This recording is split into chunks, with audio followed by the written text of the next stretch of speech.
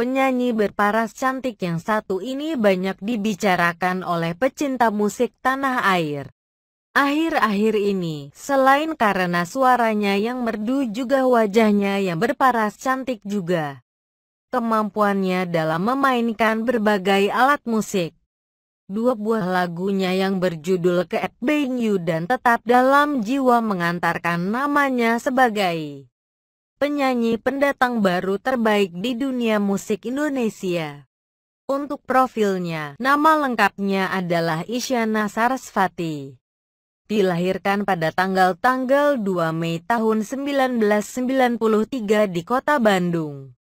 Ayah Isyana Sarasvati bernama Sapta Dwi Karna yang bekerja sebagai seorang terapis dan juga seorang dosen, dan ibunya bernama Luana Marpanda, seorang guru musik. Isyana memiliki saudara bernama Lala Sekar Larasati yang juga hobi bermain musik dan memiliki band bernama Banda Neira. Musik bagi keluarga Isyana sudah tidak asing lagi. Bahkan ketika masih dalam kandungan, Isyana Sarasvati sudah terbiasa dengan musik sebab ibunya rajin mendengarkan musik-musik klasik. Menciptakan lagu di usia 7 tahun. Kemudian ketika Isyana berumur 3 tahun, ia mengikuti orang tuanya tinggal di Eropa, yaitu di Belgia, sebab ayahnya menempuh gelar doktor di sana dan ibunya juga mendapat beasiswa pendidikan di tempat yang sama. Isyana tinggal di Belgia selama 5 tahun.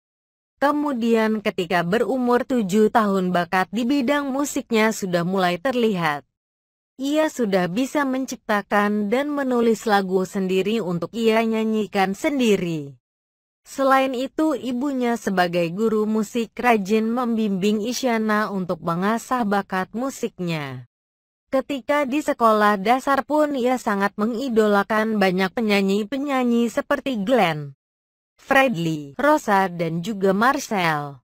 Sejak kecil, Isyana Sarasvati, gadis cantik yang memiliki zodiak Taurus ini, sudah pandai memainkan beberapa alat musik seperti piano, saksofon, dan flute dan memiliki suara yang merdu. Tak heran waktunya banyak ia habiskan dengan bermain alat musik tersebut selama 8 jam dan melatih bakat bermusiknya. Saat ia kembali ke Indonesia, Isyana Sarasvati bahwa ia sulit berbahasa Indonesia karena sejak kecil ia banyak menghabiskan waktunya di Eropa. Menurutnya bahasa Belanda ketika itu lebih gampang dibanding bahasa Indonesia ketika ia kecil. Isyana Sarasvati beragama Islam, namun waktu kecil ia sangat takut ketika ditunjuk oleh gurunya untuk membaca Al-Quran.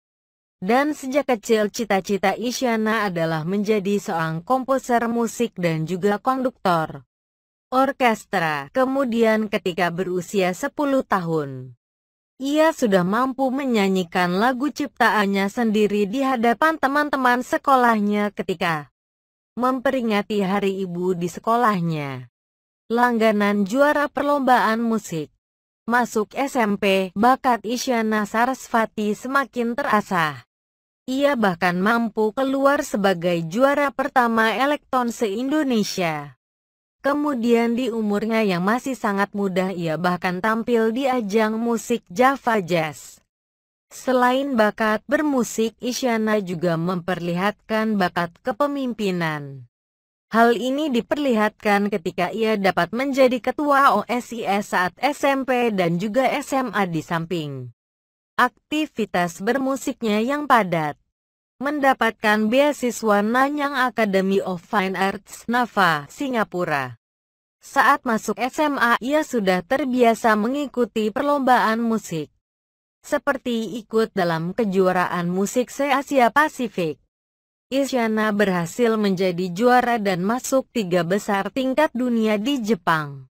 Ia juga menjadi langganan juara 1 pada kompetisi piano se-Jawa Barat sebanyak 4 kali. Namun saat SMA, terkena penyakit anoreksia yang membuat berat badannya hanya 39 kg. Advertisement saja.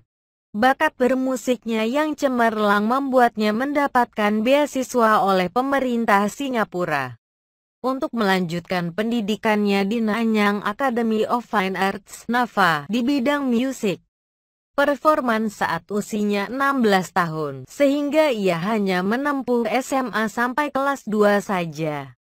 Di Nanyang Academy of Fine Arts, ia belajar komposisi musik dan pipe organ. Selain itu, ia juga belajar membaca notasi musik.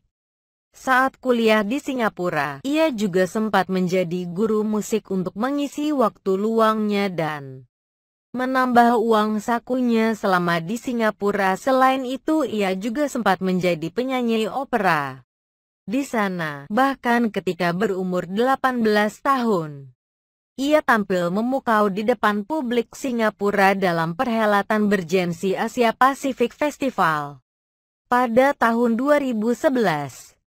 Kemudian pada tahun 2013 ia berhasil memperoleh predikat cum laude dengan gelar diploma.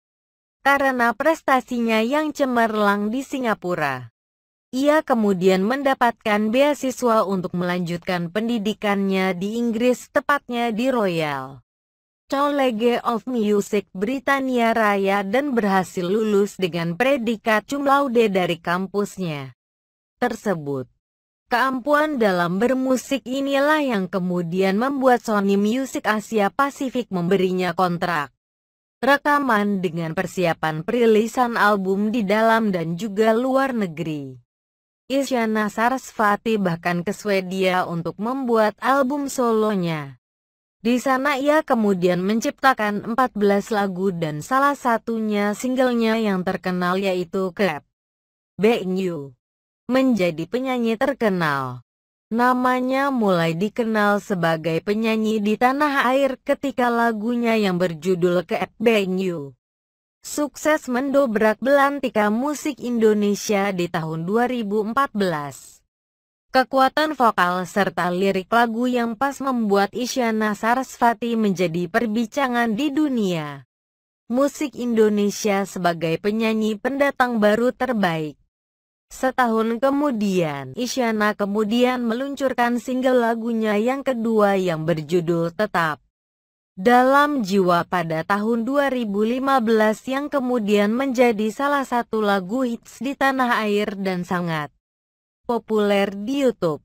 Suaranya yang merdu dan juga parasnya yang cantik sehingga ia banyak digemari oleh pecinta musik di tanah air. Kepopulerannya membuat Isyana Sarasvati kemudian banyak didekati banyak label musik untuk mengontrak dirinya, namun ia tetap di bawah naungan Sony Music Asia Pasifik.